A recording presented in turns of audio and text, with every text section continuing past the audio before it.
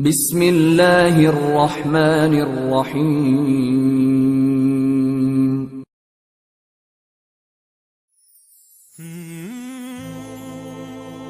اپنا حق اگر خود مانگو گے تو پھر اللہ سے کیا لوگے، پھر ہم اللہ سے کیا لیں گے؟ ہاں، اخلاق اچھے کر لو، کڑوئی کو سہلی بات آگے سے جواب مت دو، ہمت تو کرو، ہمت تو کرو۔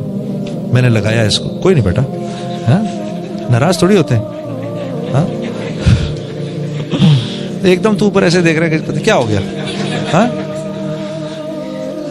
کوئی بات نہیں، تھوڑی کسی نے سنا دی، کسی نے ٹکا دی، ارے چپ بھی کر کے دیکھو یار، چپ کرنے کا بھی مزہ ہے۔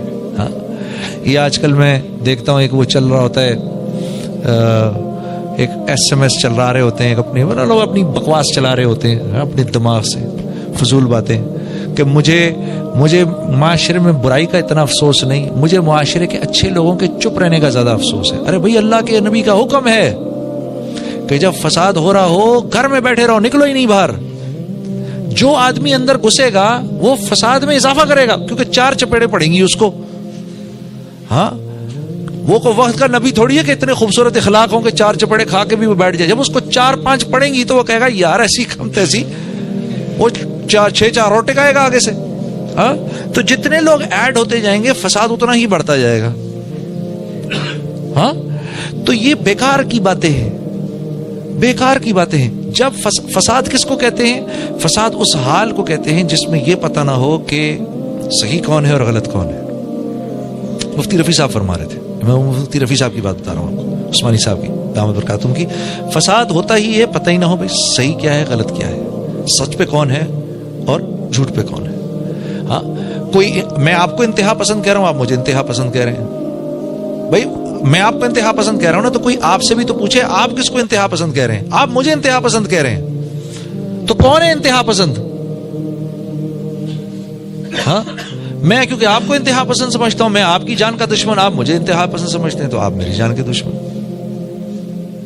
ختم ہوگی بات۔ تو پھر اس بات کا فیصلہ کون کرے گا؟ اسی کو فساد کہتے ہیں، اسی کو فساد کہتے ہیں میرے دوستوں۔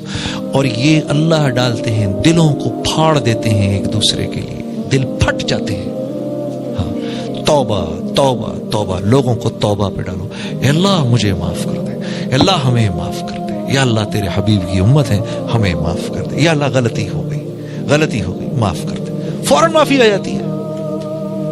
100 انسانوں کے قاتل کو جس رب نے معاف کر دیا، اور وہ تھا بھی بنی اسرائیل میں سے، اس امت میں سے بھی نہیں تھا بھی بنی اسرائیل، اس کو معاف کر دیا۔ فاحشہ عورت نے کتے کو پانی کیا پلایا، اللہ نے اس کی مغفرت کر دی، اس کو اپنی ولیہ بنا دیا۔ تو بھئی ہم اتنے برے تو نہیں ہیں، ہم معافی مانگیں گے ہمیں نہیں معاف کرے گا؟ میرے دوستو، آپ نوجوان لڑکے ہو، نہ ساتھ دینا کسی ایسے کو جو تمہیں محمد صلی اللہ علیہ وسلم کے طریقوں کے علاوہ اپنی طرف بلا رہا ہو، مت ساتھ دینا اس کا، مت ساتھ دینا، نہیں دینا۔ وہ خود تو جا رہا ہے جہنم میں، تمہیں ساتھ لے کے جائے گا۔ ہاں اور جب اس دن تم اللہ سے کہو گے نا یا اللہ اس نے مروایا مجھے، تو وہ اللہ سے کہے گا یا اللہ میں نے کوئی ان کا بازو تھوڑی پکڑا تھا، خود آئے یہ خبیث، ہاں ان کی وجہ سے تو میں مر رہا ہوں، یہ نہ آتے تو میں بھی نہ جاتا۔ یاد رکھنا میری یہ بات، یاد رکھو میرے دوستو اس بات کو۔ مولانا یوسف صاحب رحمہ اللہ فرماتے تھے اگر اللہ کے دین کی دعوت نہ دی، مولانا یوسف صاحب کا میں ایک کی بات بتا رہا ہوں، اگر تم نے اللہ کے دین کی دعوت نہیں دی تو لوگ لیبر یونینوں میں جائیں گے، ان کا حصہ بنیں گے، وہاں مسلمان کافر، وہاں مسلمان فاسق فاجر سب ساتھ ہیں، پھر یہ دیندار بھی ان فاسقین و فاجرین کے کہے پہ چلے گا۔ یہ فرمایا کرتے تھے، یہ میں ان کے بیان کی بات بتا رہا ہوں آپ کو۔ وہ سیاسی پارٹیوں کا حصہ بنیں گے، پھر یہ نیک دیندار لوگ بھی ان سیاسی پارٹیوں کے مینڈیٹ پر چلیں گے، باوجود اس کے کہ جانتے ہوں گے کہ یہ غلط ہے۔ یہ مولانا یوسف صاحب کی بات بتا رہا ہوں، ان کے بیان میں۔ اور یہ ان کا حضرت کا تو انتقال 1964 میں ہوا، حضرت کا انتقال 1964 میں ہوا۔ آپ اس بیان کو پڑھو، آپ کو ایسا لگے گا کہ آج کے دور کا بیان ہے۔ ہاں امت جب اپنا کام نہیں کرے گی تو پھر ایسے ہوگا، اپنے بچوں کو اپنی آنکھوں کے سامنے آپ دیکھو گے کیا کر رہے ہیں، اور یہ ہمارے بچے ہی تو ہیں سب، یہ ہماری اولادیں ہی تو ہیں، یہ ہمارے ہی تو ہیں، اور کس کے ہیں یہ سب؟ یہ ہمارے ہی ہیں۔ تو میرے دوستو اللہ آپ کا بیٹھنا قبول کرے, اللہ آپ کا بیٹھنا بہت قبول کرے. اللہ میرے بھائی شفیق صاحب کو اور ان کے گھر والوں کو اور ان کے ساتھیوں کو بہت بہت جزائے خیر دے. ہاں بات میری ختم. بس ایک چھوٹی سی بات یہ عرض کر رہا ہوں بھائی, اپنی گھر والیوں کے ساتھ اچھا معاملہ رکھو.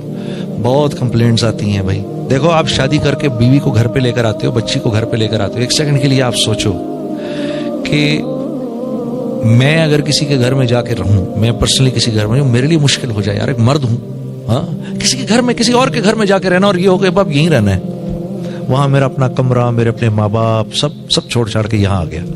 کیا صرف ایک انسان کے کہنے پر, ہاں اس کو سامنے رکھ کے شوہر کے کہنے پر میں آ گئی گھر, ٹھیک ہے نا, وہ لڑکی گھر آ گئی. اب شوہر اس کو پہلی بات کیا کہتا ہے بدقسمتی سے, کہتا ہے سنو میری فکر نہ کرنا, میرے ماں باپ کا خیال رکھنا. بھائی کیوں تم کسی نوکرانی کو لائے ہو گیا؟ ہاں وہ تمہارے ماں باپ کا خیال کیوں رکھے؟ تم اس کے ماں باپ کا خیال رکھنے کو تیار ہو کیا؟ ہاں یہ ادھر بیٹھے سارے مولوی, تم میں سے کون ہے اس کے ماں باپ کا خیال رکھنے والا؟ ہاں تو اس کا تیرا بھائی کس لائق کام کے لیے بھائی, وہ رکھے ماں باپ کا تیرے خیال. ویسے ہی وہ تمہارے ماں باپ کا کیوں خیال رکھے؟ جب اتنی محبت دو اس کو, اتنی محبت دو اس کو کہ تمہاری محبت میں وہ ڈوب کر اب کہے کہ شوہر کو خوش رکھنا ہے, تو اس کے ماں باپ کی میں کڑوی کسیلی سن لیتی ہوں. ہاں اور یہ بہو کا اور ساس کا رشتہ یہ ازل سے ابد تک, ہاں ازل سے لے کر ابد تک ایسے ہی ہے جیسے دو شیشے کے برتنوں کا آپس میں ملنا ہے. تو یہ انہوں نے شور ضرور مچانا ہے جب بھی یہ ساتھ ملیں گے, ٹھیک ہے نا, ازل سے ابد تک. مجھے ایک مرتبہ مولانا طارق جمیل صاحب بتا رہے تھے کہ جب اپنے گھر پہ اپنی بہو لانے لگے, فرمانے لگے کہ میں نے اپنی بیوی کو 1 سال پہلے سے ٹرین کرنا شروع کیا, بتانا شروع کیا کہ جیسے تیری بیٹی جا رہی ہے نا کسی کے گھر اور تو نہیں پسند کرتی کہ وہاں تیری بیٹی کے ساتھ کوئی برا سلوک کرے, ویسے ہی کسی اور کی بیٹی بھی گھر آ رہی ہے.